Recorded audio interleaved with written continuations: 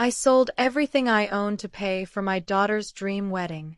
What she did to me in return will shock you to your core. My name is Augusta Blackwood, and I'm 71 years old. I live in a small cottage in Jamaica, where the sea breeze kisses my face every morning and the smell of jasmine fills the air. For most of my life, I was happy. I had my garden, my faith, and my precious daughter Amara. But Amara lived far away in Atlanta, America. She was my only child, my shining star, the reason I woke up every morning with purpose in my heart. Let me tell you about the first time I sacrificed everything for her. Years ago, when Amara was just a young woman, she came to me with big dreams. She wanted to go to a fancy American university called Emory. The cost was so high, I thought someone had made a mistake when I saw the number. "Mama," she said, her eyes bright with hope, "this is my chance to build a real life. A better life." I looked at my daughter's face, and I knew what I had to do. Behind my cottage was a piece of land that had been in our family for 5 generations. It was beautiful land with a view of the sparkling blue sea. My grandmother used to sit under the old mango tree there. My father had planted coconut palms with his own hands. That land was worth more than money to me. It was my history, my roots, my soul. But I sold it anyway. I stood there watching strangers from the city measure my family's land. They talked about building fancy hotels and restaurants. They didn't care about the memories buried in that soil. They just saw dollar signs. The money I got was enough to send Amara to university. I never told her the full truth about where it came from. I just said I had some savings. That sacrifice was worth it, I told myself. Amara graduated with top grades. She was smart, beautiful, and ambitious. She got a good job and met a man named Julian Croft. His family had money and connections in Atlanta's high society. Then came the phone call that changed everything. "Mama!" Amara's voice was excited and breathless.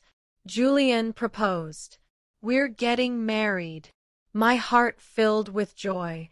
My baby girl was going to be happy. But then she told me about the wedding venue she wanted. "It's called the Stanton Grand Manor," she said. "It's the most beautiful place in all of Atlanta. Like a palace, Mama. But it's expensive. Very expensive." The price she told me made my head spin. It was more than my cottage was worth. More than I had saved in my entire life. "Julian's parents are paying for the food and flowers," Amara continued. "But the venue, we can't afford it, Mama.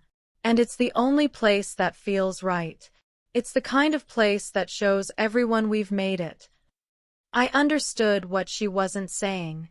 This wedding wasn't just about love. It was about status. About proving to Julian's rich family that she belonged in their world. So I did what any mother would do. I went to my bank and took out almost everything I had saved for 50 years. I sent that money to Atlanta, to a daughter who needed it more than I needed security in my old age. "Thank you, Mama," Amara said when I told her. "This means everything to me." But as the wedding day got closer, something started to change in my daughter's voice when she called me. "Mama, about your dress," she said one day. "I sent you an email with the wedding colors. Did you get it?" I had made a beautiful dress with Miss Edna, the best seamstress in town. It was royal blue lace, the color of the deep ocean. I felt like a queen in it. "I didn't get the email, darling," I said. "But this blue is so elegant. You'll love it." There was a long pause. "The colors are champagne, gold, and ivory, Mama. Not blue." Oh! My heart sank a little. "But this dress is beautiful, honey." It's fine," she said, but her tone was cold. "Just try to be understated. Since you're paying for the manor, everyone will be watching. Every detail has to be perfect. Every detail has to be perfect." Those words stuck in my mind like a thorn. When I hung up the phone, I felt strange. worried. But I pushed those feelings away. Amara was just stressed about the wedding. All brides get nervous. I booked my flight from Jamaica to Atlanta. I packed my blue dress carefully in tissue paper. I bought new shoes and a matching purse. I wanted to look my best for my daughter's special day. The night before my flight, I sat on my porch looking out at the sea. The moon was full and bright, casting silver light on the water. I thought about the land I had sold, the money I had given, the life I had built for my daughter. It's all worth it, I whispered to the night wind. Tomorrow I'll see my baby girl become a wife.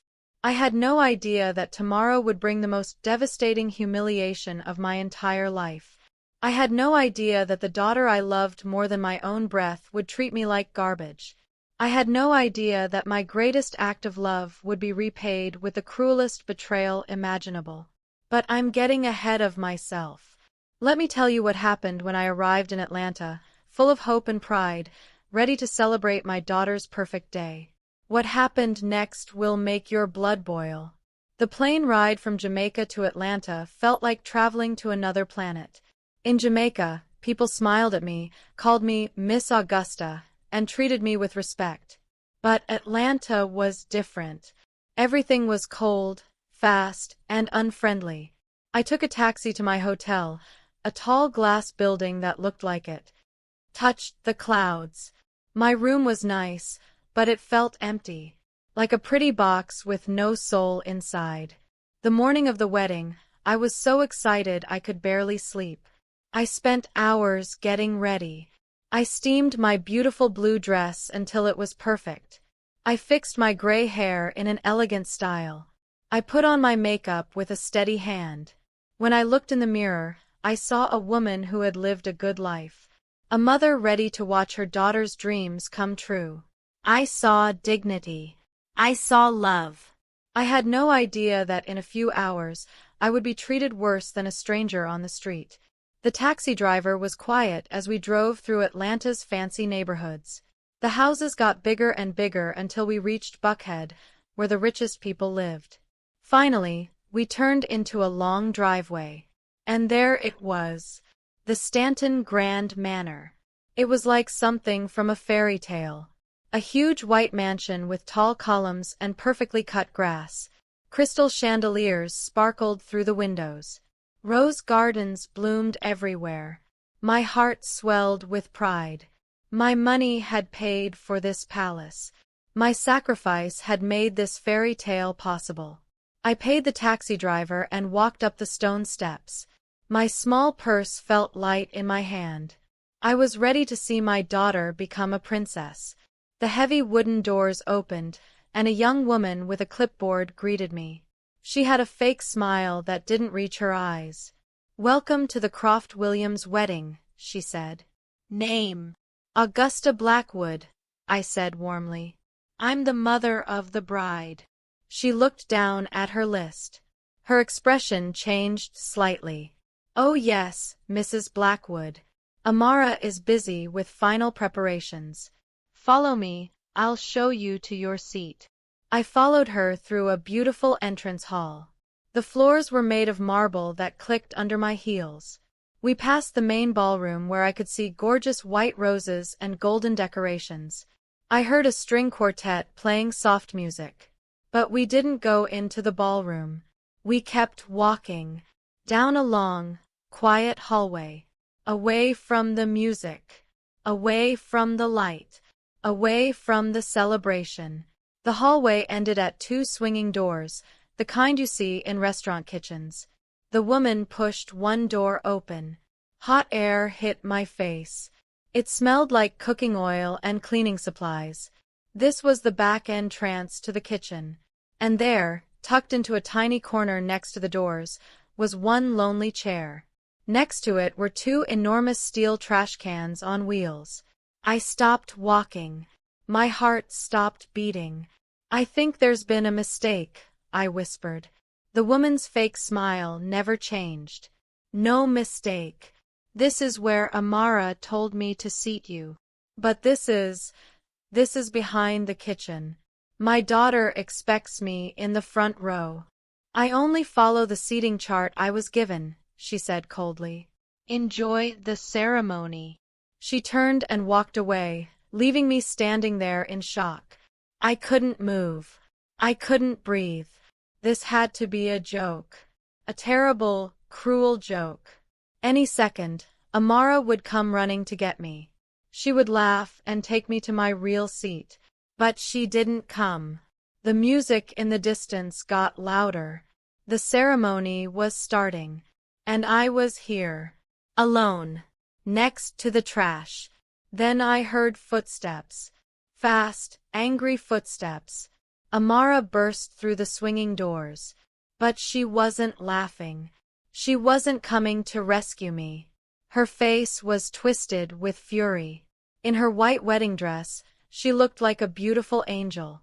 But her eyes were cold as ice.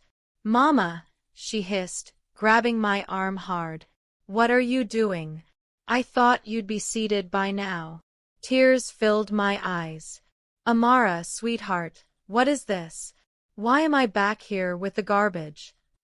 Julian's parents had last-minute guests. Business partners. Important people. There was no room left. Her words came out fast and sharp. "It was this or nothing. Please don't make a scene. This or nothing." Those words hit me like a slap in the face. I was nothing to her. Less than nothing. I was the woman who had sold her family's land, who had given her life savings, who had flown across the ocean to see her happiness. And I was worth less than strangers, less than business partners she'd never met. "I paid for this place," I whispered. "I gave you everything." "And I'm grateful," she said, but her voice was empty. "But you have to understand. These people, they matter. They're Julian's future. Our future." Julian appeared behind her. A handsome man in an expensive suit. He looked at me, at the tears in my eyes, at the trash cans beside me, and looked away quickly. He was ashamed. But not ashamed enough to help me. "We have to go," he said quietly. "The ceremony is starting." They left me there. My own daughter walked away from me like I was nothing, like I was invisible. For the next 4 hours, I sat in that chair next to the trash cans. I listened to the wedding through the kitchen doors. I heard the vows. I heard the applause. I heard the laughter and music. But I wasn't part of it. I was hidden away like a dirty secret. Kitchen workers walked past me carrying dirty plates. They scraped leftover food into the trash cans next to my chair. The smell of grease and garbage clung to my beautiful dress. Some workers looked at me with confusion. Others looked at me with pity. But nobody said anything. They had been told to ignore the old woman in the corner. I felt smaller and smaller with each passing hour. Like I was disappearing. Like I had never existed at all. Then something happened that changed everything. A young man came through the doors carrying a tray of dirty glasses. He was about Amara's age, with kind eyes and a gentle face. He looked at me sitting next to the trash cans, and his face filled with horror. He put down his tray and walked over to me. He knelt down so we were at the same level. "Ma'am," he whispered, "I am so sorry. No one should be sitting here." He got me a glass of water from the kitchen. His simple kindness broke something inside me. I started to cry. This stranger, this boy who didn't even know my name, showed me more respect in 1 minute than my own daughter had shown me all day. "Can I get you some food?" he asked gently. "The salmon is really good." I couldn't speak. I just shook my head and gave him a grateful smile. He squeezed my hand softly and went back to work. That moment changed everything. The sadness in my heart began to transform into something else. Something harder. Something stronger. Anger. Pure, righteous anger. They hadn't just forgotten me. They had deliberately hidden me. They had taken my money and then buried me behind kitchen doors because I was an embarrassment to them. My sacrifice, my love, my very existence was shameful to them. But they had made one terrible mistake. They thought they had buried me. They didn't know they had planted a seed. I stood up from that chair. My back was straight. My mind was clear. I was no longer a victim. I was Augusta Blackwood, and I was about to remind them exactly who they had decided to throw away. I walked out of that service corridor with my head held high. I walked past the surprised guests in the main hall.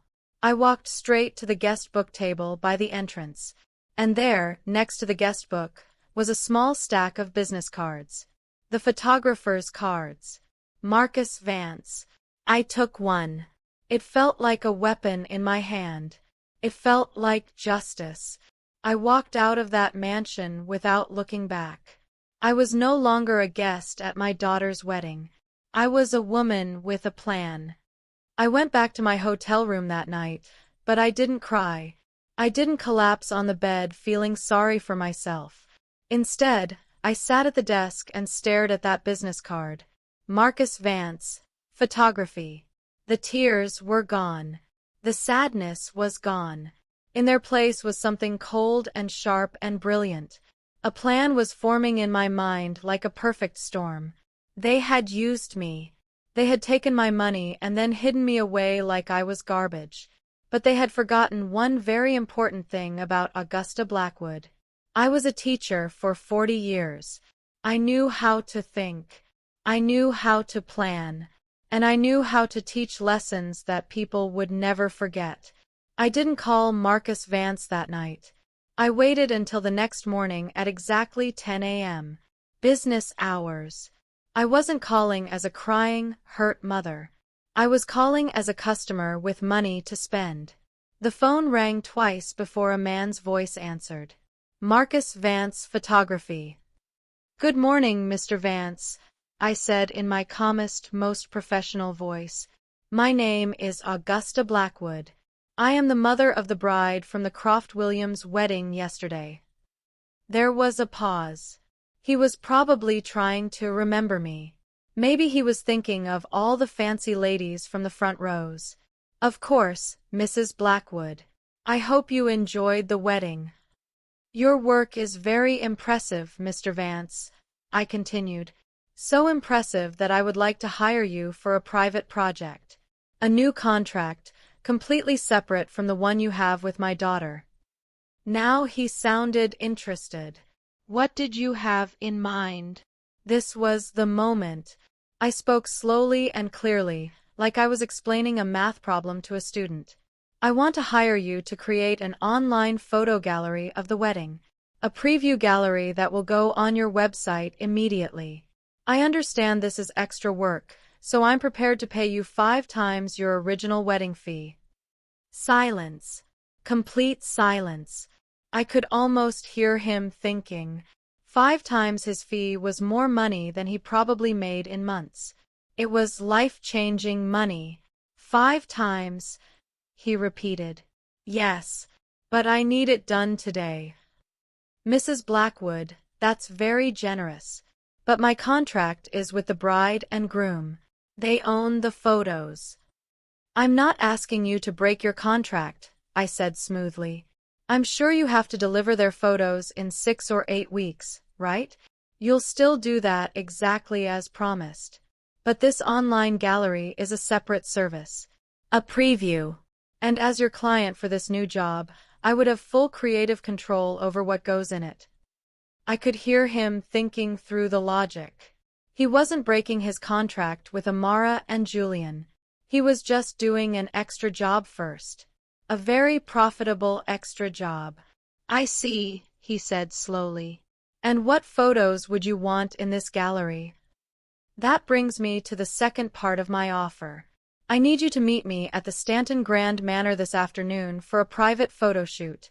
The subject will be me. Another long pause. But this time, I could hear understanding in his silence. He was a photographer.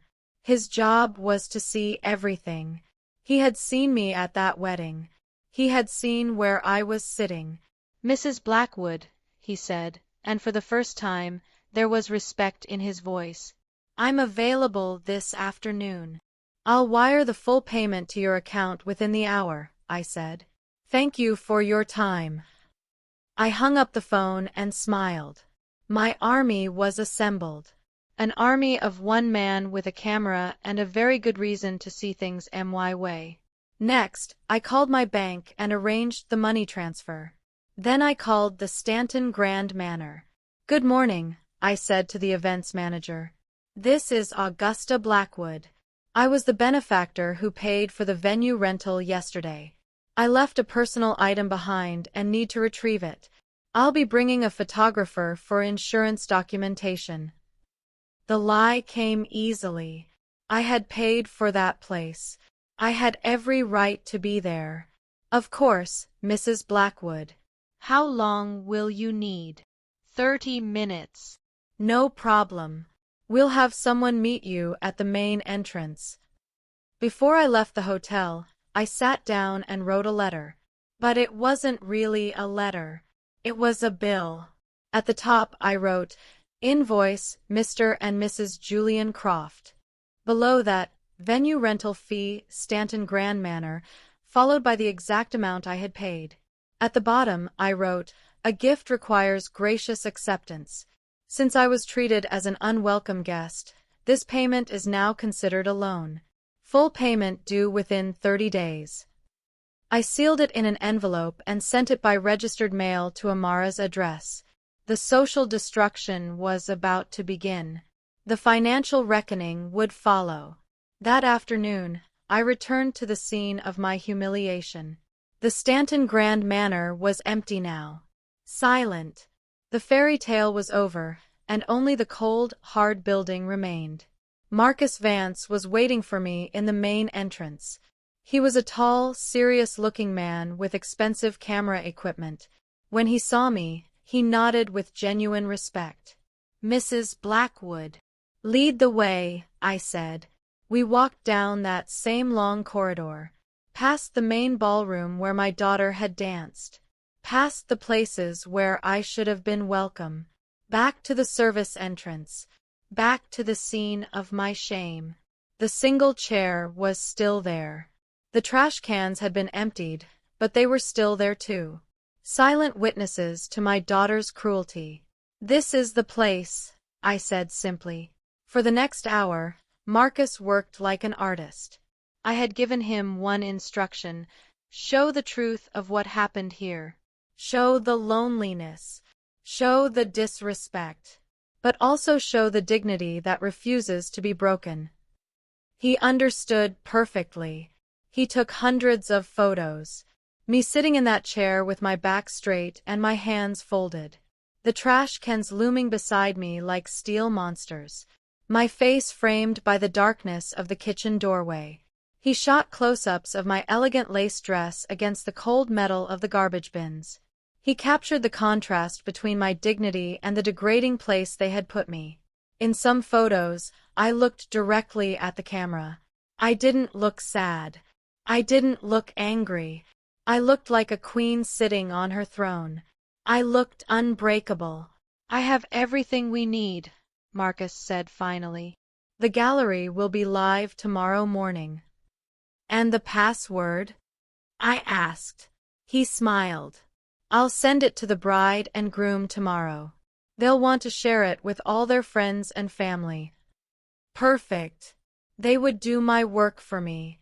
They would send the link to everyone they knew, expecting to see beautiful wedding photos. Instead, they would see the truth. I went back to Jamaica the next day. I returned to my little cottage, my garden, my peaceful life. But I wasn't the same woman who had left. I was stronger, calmer. I had planted a seed, and now I had to wait for it to grow. 2 weeks passed. I knew Amara and Julian were on their honeymoon in the Maldives. I had seen their perfect vacation photos on social media. They were living their dream life, completely unaware that their world was about to explode.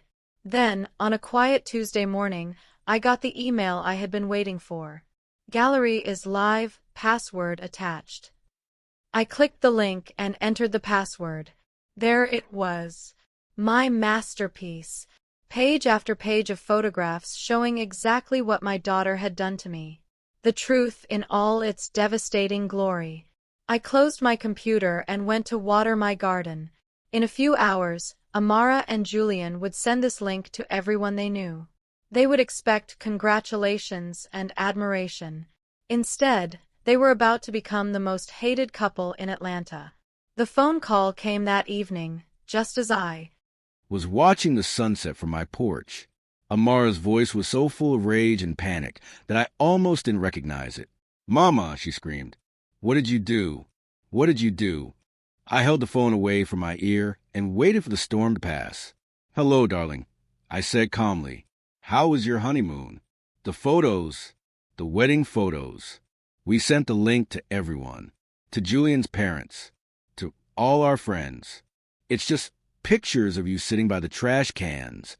"Oh my," I said, "that does sound embarrassing. You've ruined us. You've humiliated us. Everyone thinks we're monsters." "Do they?"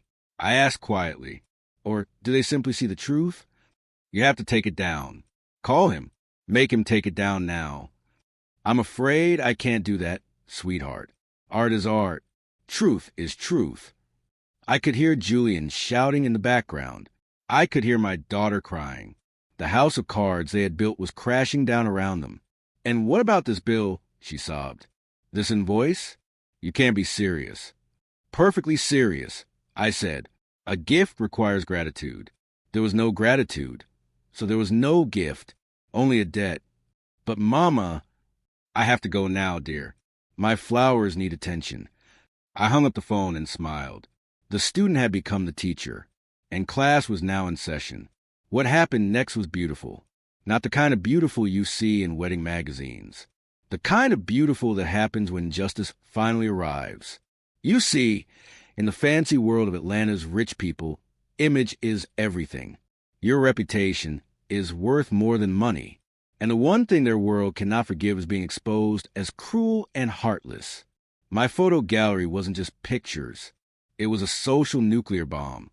The link that Amara and Julian had eagerly sent to everyone they knew spread like wildfire. Friends sent it to other friends with messages like, "You will not believe what Amara did to her mother." The story became legend in their world, whispered at expensive restaurants and country clubs, shared at business meetings and charity events. "Did you see those photos?"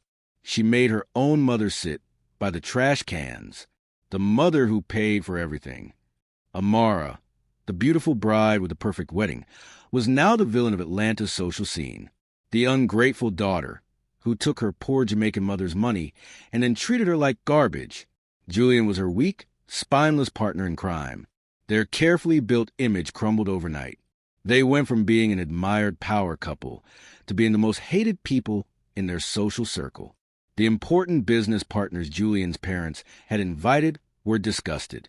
Friends stopped returning their calls. Party invitations dried up. They became social outcasts in their own world.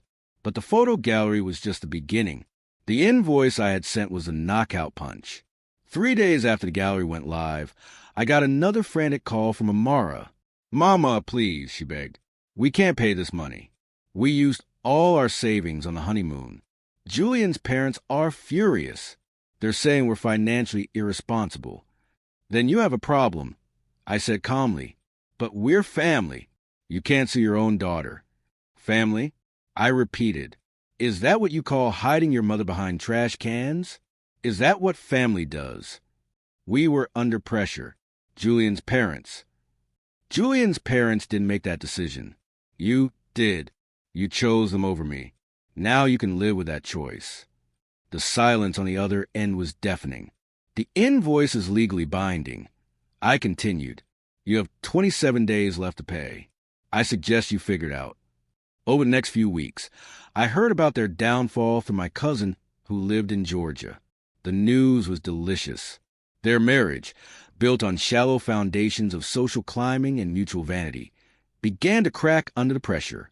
They fought constantly, their voices echoing through their expensive house as they blamed each other for their situation.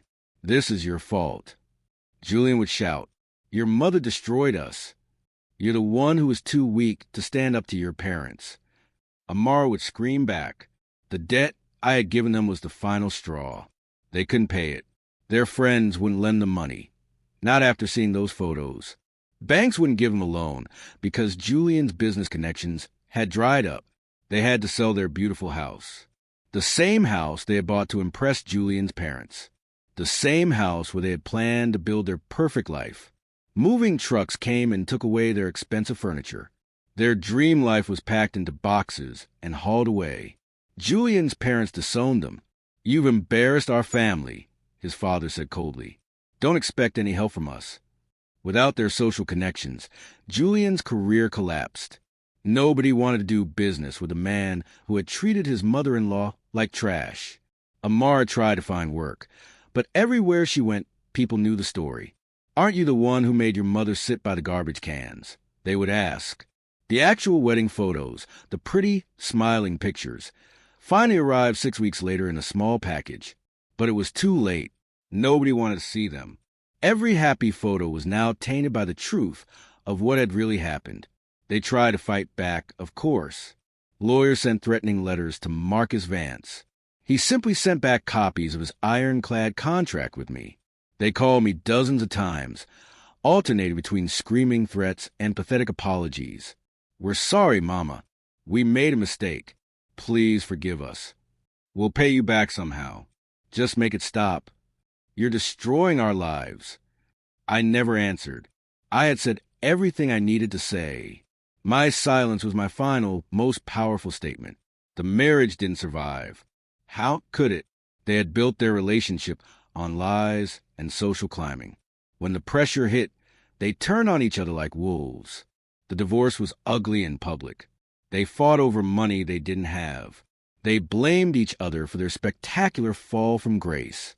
Julian moved back in with his parents, who barely tolerated him. Amara moved to a small apartment across town, working at a job that paid a fraction of what she used to make. Their Atlanta dream was over. Their perfect life was ashes. Meanwhile, I was back in my cottage in Jamaica, tending my garden and watching the sunset over the Caribbean Sea. The sea breeze still rustled my palm trees. The hummingbird still visited my hibiscus flowers. But I was different now, stronger. I had learned something powerful about myself in those dark hours behind the kitchen doors. My dignity didn't come from other people's approval. It came from within. It couldn't be given or taken away by anyone else. A package arrived from Atlanta one day. Inside was a large, beautifully framed photograph. It was my favorite picture from the series Marcus had taken.